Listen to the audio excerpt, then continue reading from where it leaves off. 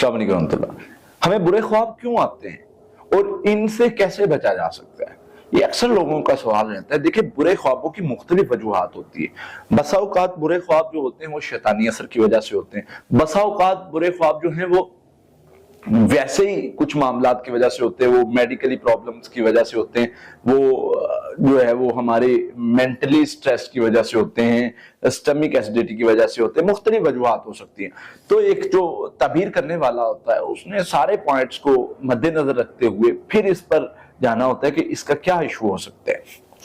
अब देखिए, अगर ख्वाबों की ताबीर के हवाले से देखें तो बुरे ख्वाब जो होते हैं इनमें मुख्तलिफ कैटेगरीज होती हैं। बाज ख्वाब जो होते हैं उनमें कटे फटे जिस्म और इस तरह के लड़ाई झगड़े और ये जो है वो मेडिकल इश्यूज की वजह से आ सकते हैं, शैतानी असर की वजह से, शैतान इंसान के साथ खेलता है उसकी वजह से आ सकते हैं। तो ये ख्वाब ताबीर वाले नहीं होते। हाँ, अगर आपको बुरे ख्वाब आ रहे हैं, बुरे जो है वो कोई जानवर कोई चीज पीछे लगी है, हरास कर रही है, नुकसान पहुंचा रही है, तो उसके लिए आपने हिफाजती पढ़ाई पढ़नी सुबह शाम सोने से पहले।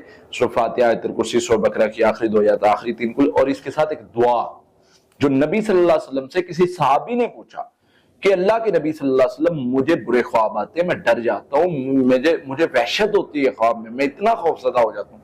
आपने ये दुआ सिखाई, अऊज़ु बिकलिमातिल्लाहि ताम्माति मिन गज़बी व इक़ाबी व शर्रि इबादी व मिन हमाज़ाति शैतानी यहज़ुरून। ये दुआ नबी सल्लल्लाहु अलैहि वसल्लम ने सिखाई।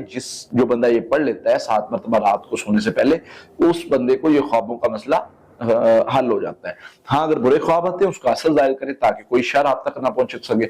असर कैसे जाहिर करना है?